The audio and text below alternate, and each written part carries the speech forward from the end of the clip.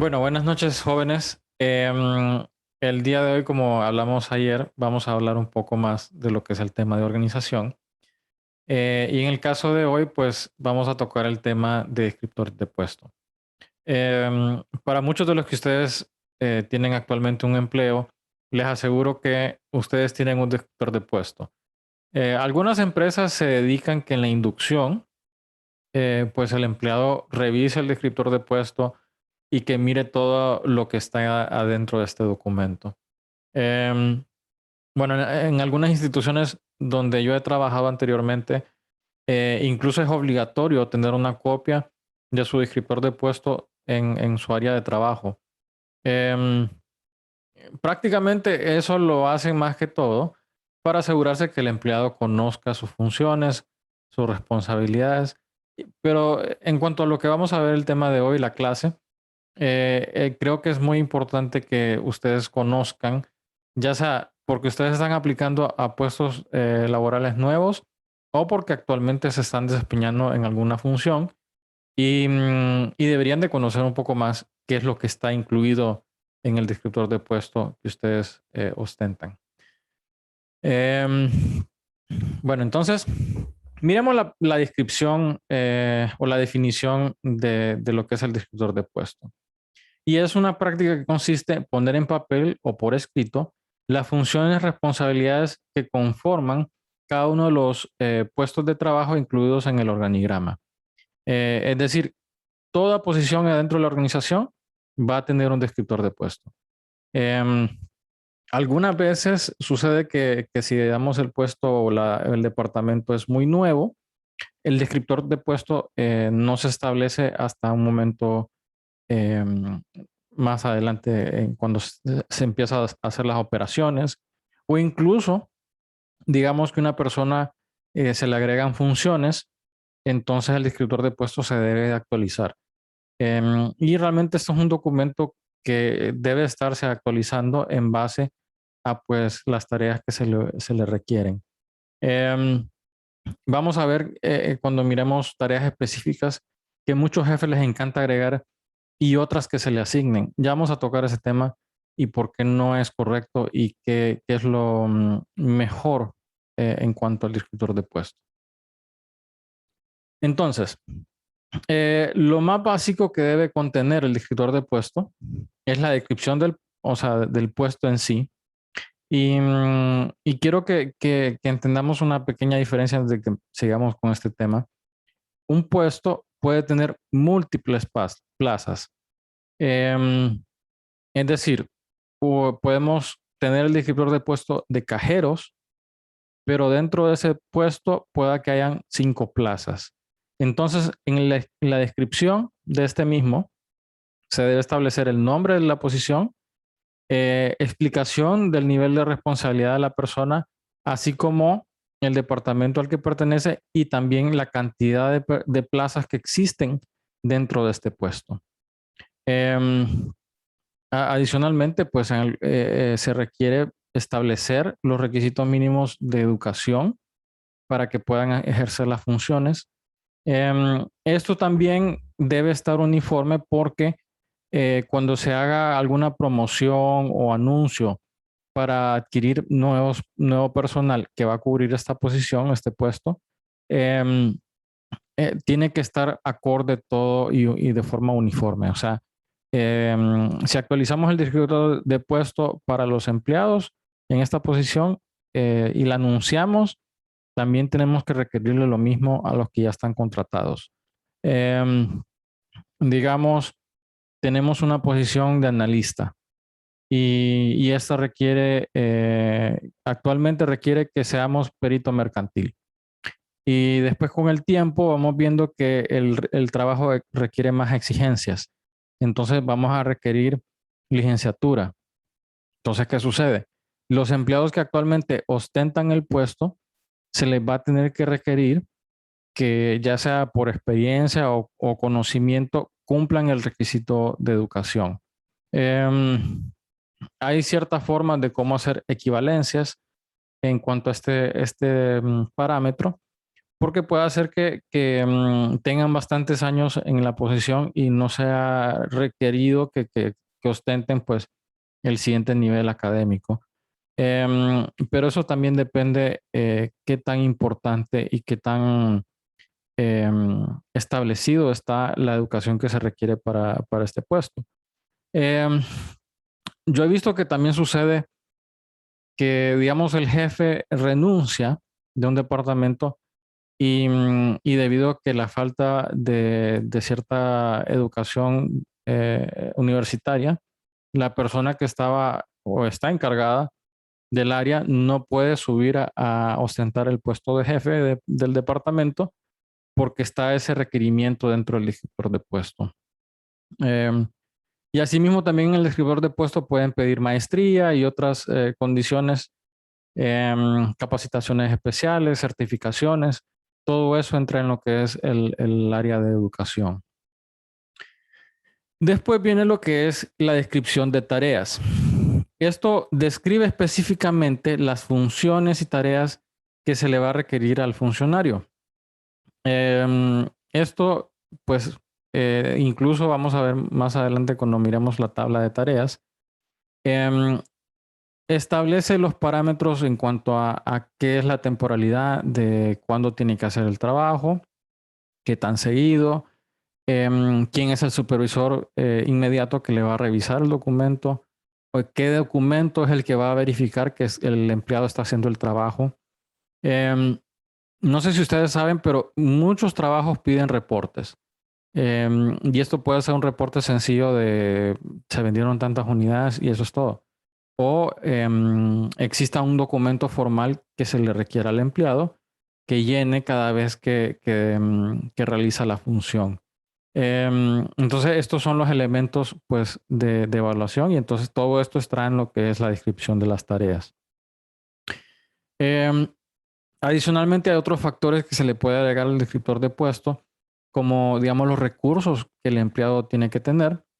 Obviamente, estas ya son cosas más opcionales. Y no siempre se incluyen, pero es bueno que ustedes sepan. En cuanto a esos recursos, digamos que usted es un contador público o un auxiliar contable. Entonces, se le va a requerir que tenga acceso al sistema computarizado o que tenga acceso al material para poder llenar los libros contables. Todo lo que son los implementos como desde un lápiz hasta la computadora, todo eso se pone adentro de lo que son los recursos, su escritorio, su silla, todo eso se pone en el descriptor de puesto. ¿Por qué se incluye tanta información dentro del descriptor de puesto? Porque si, digamos, ustedes en el futuro tienen alguna disputa laboral, este es uno de los documentos base para que ustedes puedan defender su caso, digamos que su empleador no les diera todas las herramientas para hacer sus funciones y ustedes son despedidos. Es una forma de cómo establecer el punto que no tenían los recursos. O sea, digamos, el descriptor dice que les van a dar computador y nunca les dan, entonces ahí hay un problema. Luego hay un organigrama, pero este organigrama no es un organigrama completo de toda la organización. Es más específico en cuanto a las funciones que está haciendo la persona y quién es su supervisor inmediato y quién es el supervisor inmediato, o sea, superior a esa persona. También traigo un ejemplo para que lo miremos. Entonces, lo que establece ahí el organigrama es que haya una claridad a quién nosotros respondemos y quién es la primera persona que nos va a supervisar y a quién pues tenemos que rendirle cuentas de una forma u otra. Entonces miremos, este es un ejemplo de un descriptor de puesto, se llama, el nombre del puesto es un gestor de recuperaciones, o sea que está en la unidad de cartera y cobros. Aquí nos dice que la ubicación del puesto es en la ciudad de Tegucigalpa. Algunos descriptores pues son más específicos y dicen la dirección donde va a estar ubicada su funcionamiento. porque digamos pueda que tenga varias sucursales, entonces establece pues la sucursal a la cual usted va a trabajar. Establece el número de plazas que existen dentro de esta sucursal, que en el caso de Tegucigalpa pues hay 5 plazas. Y esto es como así como que la información más general del puesto. Después, si ya vamos entrando a las tareas específicas que va a realizar el funcionario, em, eh, pues en la parte superior primero nos da una pequeña descripción de la función y responsabilidad, nos establece la frecuencia en que cada una de estas actividades se va a realizar, em, el indicador de desempeño, o sea, cómo va a ser determinado que se está haciendo la función, y el modo de verificación, que es lo que se le va a entregar pues a su supervisor inmediato. Obviamente el supervisor inmediato puede pedir una actualización o cualquiera de estos elementos en cualquier momento.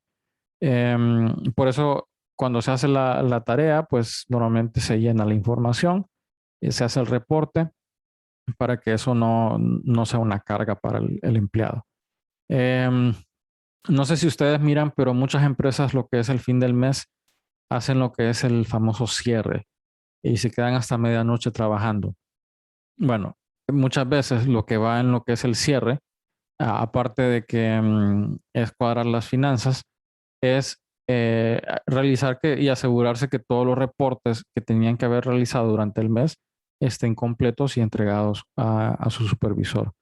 Em, en lo que es la banca, pues eso se regula un poco más porque como hay un ente regulador, que es la Comisión Nacional de Bancos, es más extenso pues, el requisito. Em, también se hace cierre por el hecho de que hay una parte contable ahí, ¿no? Entonces, miremos alguna de estas tareas y podamos definir a ver cuál es el grado de importancia de cada una de ellas. La primera dice que va a recibir la asignación de casos por categoría conforme a saldos vencidos. Y esto lo va a realizar una vez al mes. O sea que lo que va a recibir el empleado es una base de datos a las personas que están morosas. Y esto se hace una vez al mes. Y la forma del desempeño es que se dio por recibido la documentación, ya sea por vía electrónica o vía física. Eso no lo establece aquí, pero eso es algo que ya es más la parte operativa. Luego viene lo que es clasificar conforme a procedimiento la mora y la base de datos que se le entrega a la persona, pues para hacer el trabajo, y esto nuevamente se hace una vez al mes, al principio del mes. El indicador de desempeño, pues es que la persona analiza la información de base de datos y la clasifica en base a cierto grado de importancia. Luego dice que elabora un informe de clasificación de cartera en mora. O sea, de las personas que se le asignaron, eh, realiza un informe de qué es lo que ha sucedido en el mes. Y el informe es elaborado y se entrega, pues, y esto entra en el archivo de la sección. Se hace una vez al mes. Si ustedes miran, no dice una fecha específica. O sea que esto se puede hacer al final o al principio del mes. Solo establece qué tan seguido se va a hacer. Luego viene y dice determinar las opciones para el cliente y conforme al estatus en el sistema. Eso se hace todos los días. O sea que el gestor de cobros tiene la función de estar en contacto constante con todos los clientes que están en mora, y eso es parte de sus tareas diarias. Lo mismo es garantizar de que se cancelen los saldos. Y eso, nuevamente, como va en conjunto las dos actividades, llama a la persona que es el cliente que está en mora, y segundo, pues trata de que el cliente pueda pagar o busca la forma de cómo cobrar. Luego aquí tenemos otro que dice que es otra frecuencia, que dice dar seguimiento al cumplimiento de acuerdos de pago. O sea que digamos un cliente viene, dice que no va a pagar, pero que necesita pagar a plazos. Entonces, el gestor de cobros, como hizo el trato con el cliente, tiene la responsabilidad de monitorear pues cómo va el estado de ese acuerdo de pago. Y por eso aquí se le pone que la frecuencia es cuando sea requerido, o sea, no siempre va a ser necesario. Y la base tiene que llevar una bitácora de cuántas veces le llaman para asegurarse que la persona está cumpliendo. Y luego aquí, la última tarea, otras relacionadas al cargo. Em, Esto que les voy a decir no me lo estoy inventando yo, me lo dijo una persona muy experta que hizo un estudio y nos lo compartió con mi área de trabajo, que considera que esta tarea, que dice aquí otras relacionadas al cargo, no es importante y no se debería de considerar parte del descriptor de puesto. Pero tradicionalmente en nuestro país esta se agrega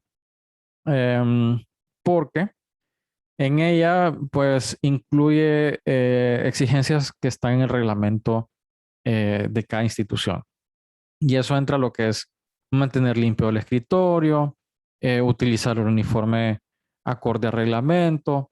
Todo eso ya está reglamentado, entonces es innecesario volverlo a mencionar en el descriptor de puesto, pero muchas veces para poder pues establecer de que se tienen que cumplir las tareas del descriptor de puesto y también lo que está en el reglamento, entonces ponen ahí otras relacionadas. Otra razón es porque hay muchos jefes que piden otras funciones que no le competen a los empleados o los subalternos.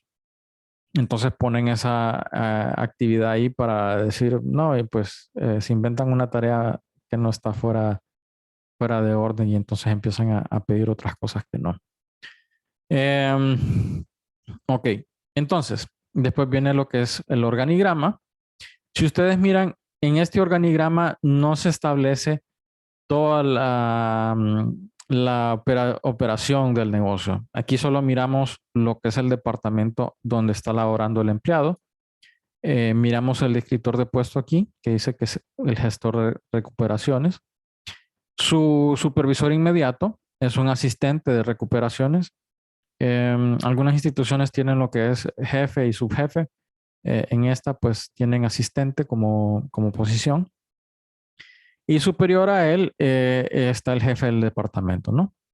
O sea, que quiere decir que está bien claro quién es la línea de autoridad en cuanto a este departamento y a quién responde el gestor de recuperaciones. Digamos que hay un gerente por encima del jefe de departamento de créditos. ¿Puede solicitar información al gestor de recuperaciones? Sí y no. Em, sí, porque la información que el gestor de recuperaciones está realizando es importante para la toma de decisiones, pero directamente el gerente o el jefe superior no debe de comunicarse con el gestor. Quien debe, por eso hay como una línea de autoridad. Entonces, el gerente se comunica sería con el jefe del departamento o con el asistente de recuperaciones para solicitar la información de forma global.